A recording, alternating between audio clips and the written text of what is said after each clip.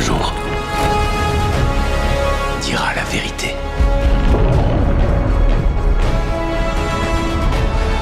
Sur ce qui se passe ici.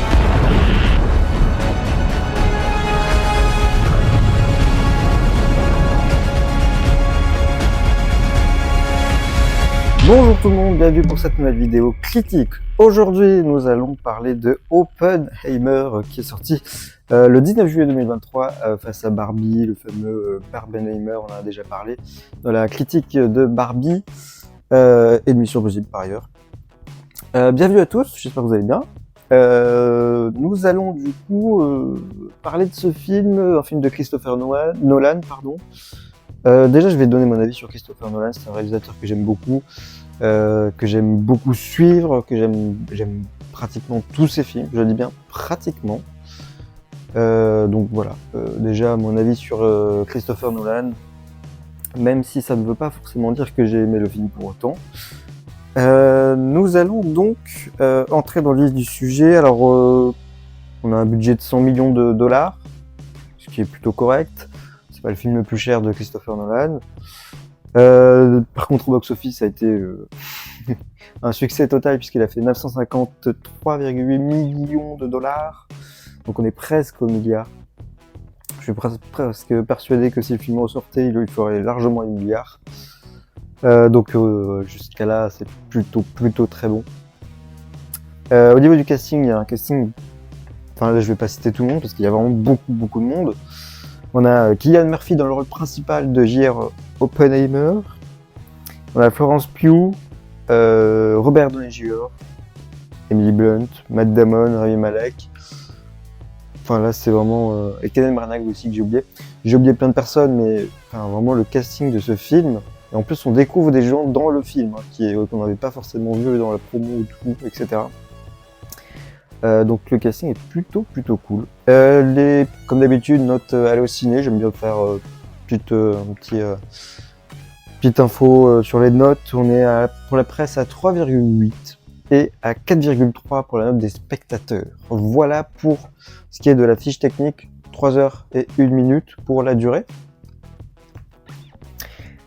Voilà, j'ai quelques notes, mais pour le moment, j'ai essayé de faire 100. Comme j'ai dit, faire des vidéos un peu plus courtes, et sans les notes, c'est quand même bien mieux. Alors, c'est pas mon film préféré de Christopher Nolan, pour le coup, parce que mon film préféré de Christopher... Enfin, l'un de mes films préférés de Christopher Nolan, je vais dire les deux préférés, sont pas dans le même style et le même genre que Oppenheimer. Chez Christopher Nolan, mes préférés sont The Dark Knight, avec le deuxième film de la trilogie. Un film que j'aime vraiment beaucoup, je crois que c'est mon préféré. Et après, un qui finalement, j'ai pas l'impression qu'il est plus à tout le monde, vraiment pas. Et j'ai pas l'impression que ce soit le préféré de beaucoup de gens, c'est Tenet. Voilà. Chacun a ses goûts, y a pas de soucis à ce niveau-là.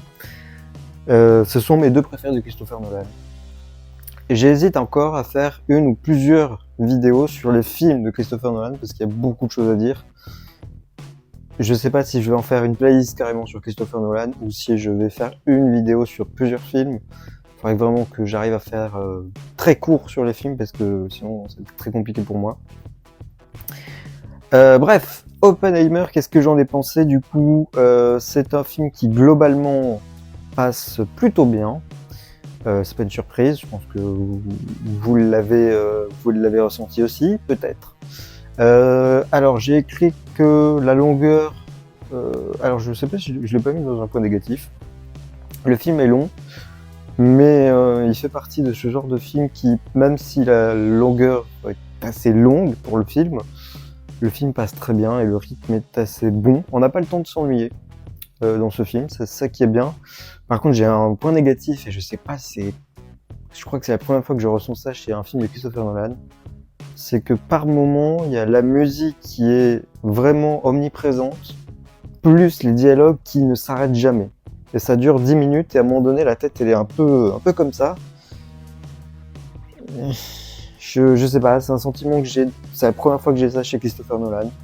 Je sais pas si c'est le sujet du film qui, alors pas sur la bombe atomique précisément, mais sur quand on parle de physique, etc. C'est pas mon domaine.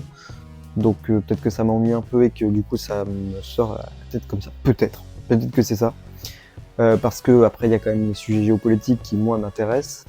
Le sujet de la bombe atomique c'est quand même quelque chose. Le traitement qu'on lui donne, il y a même une scène horrifique que je savais qu'il y avait une scène horrifique, mais je savais pas que c'était celle-là précisément ici. Et c'est parfait. Bon, ça fait pas non plus très peur, hein, mais honnêtement, voilà. Il y a de très bonnes idées, c'était très créatif, et c'est aussi très effrayant, c'est un sujet effrayant la bombe atomique, parce que d'autant plus dans le sujet actuel, ça résonne encore plus, c'est encore plus effrayant du coup. Sinon oui, j'ai quand même noté que la musique était cool, je crois que c'est... Est-ce que tu entends la musique ou un truc comme ça? Le titre de la musique du thème de Oppenheimer, la musique de Ludwig Göransson, qui fait la musique aussi de Black Panther 1 et 2, il me semble, puis de Tenet aussi. The Mandalorian. Il y en a d'autres, mais j'ai oublié, mais c'est pas grave. Oui, non, quand même une bonne composition. Pour certains, c'est mieux que pour Tenet. Tenet, moi je sais pas si je vous l'ai dit, non, je vous l'ai peut-être pas dit. Les musiques de tête, moi elles sont en tête et je les ai écoutées et réécoutées. Ça plaît pas à tout le monde et je comprends tout à fait. Oppenheimer est un petit peu plus posé, un petit peu plus, j'allais dire classique, mais pas dans le sens au déjà vu, etc. C'est dans le sens vraiment, ouais, dans le musique classique, on va dire. Même s'il y a beaucoup de synthé chez Ludwig Göransson. Du coup, ouais, la musique passe très bien et le thème est plutôt cool, vraiment. J'ai pas dit grand chose de plus parce que honnêtement, j'ai pas grand chose à reprocher au film. J'ai quand même noté que la réalisation, évidemment, de Christopher Nolan c'est un plaisir. Ça fait partie des réalisateurs que j'apprécie toujours, voir la façon dont c'est filmé, la façon dont c'est raconté, les idées créatives. La scène avec l'explosion, pour certains, est peut-être un peu petite, l'explosion, par rapport à ce que c'est, le nucléaire, quand même. Après, il y a des justifications, on peut dire que c'est le premier jet. Quand on connaît la suite, c'est un peu... Voilà. Mais de faire les explosions en vrai, de voir vraiment les choses venir, et qu'on sait que c'est vraiment fait de façon réelle pendant le tournage, en plus, ça rajoute un petit quelque chose. Je sais pas vraiment si c'était... full CGI. Est-ce qu'on aurait vraiment vu la différence? Parce que Christopher Nolan persiste à dire que oui. Je suis pas certain que je l'aurais vu, parce que je suis pas très calé non plus dans les effets spéciaux. Peut-être ça mon petit défaut, c'est que je l'aurais pas forcément vu. Du coup, je vois pas forcément la différence.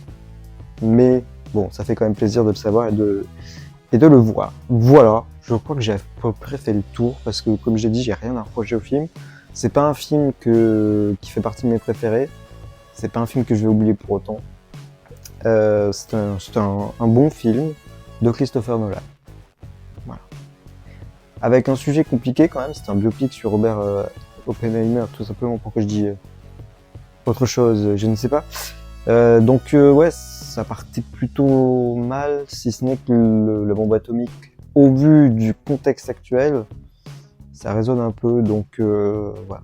Je pense que c'était surtout ça qui pouvait m'intéresser, puis moi le politique m'intéresse toujours, donc ça m'a permis d'être captivé par le film, tout de même. Voilà. Qu'est-ce qu'on peut dire de plus? Si ce n'est que la troisième partie, beaucoup en ont parlé comme quoi elle était cool et tout. J'ai pas trouvé qu'elle était sensationnelle non plus par rapport au reste du film. Si ce n'est que oui, la partie 3 passait un peu plus vite, mais j'ai pas trouvé qu'elle soit non plus exceptionnelle. Voilà. C'est tout ce que j'ai à dire de positif ou négatif sur le film. J'ai pas grand chose à reprocher, donc il n'y aura pas beaucoup de négatifs. Voilà, c'est un bon film de Christopher Nolan. C'est pas un chef-d'œuvre pour moi personnellement, mais je comprends qu'il marche et qu'il soit récompensé également. Voilà. Écoutez, c'est tout pour cette critique. Je pense que j'ai fait à peu près le tour de ce que j'avais à dire, donc on va s'arrêter là pour cette vidéo critique sur Oppenheimer de Christopher Nolan. Un plaisir, hâte de voir son prochain film. Si vous avez aimé cette vidéo, n'hésitez pas à la liker, n'hésitez pas à vous abonner à la chaîne pour me suivre bien sûr, pour ne rien rater des prochaines vidéos, que ce soit des vidéos réactions ou critiques. Portez-vous bien, ciao!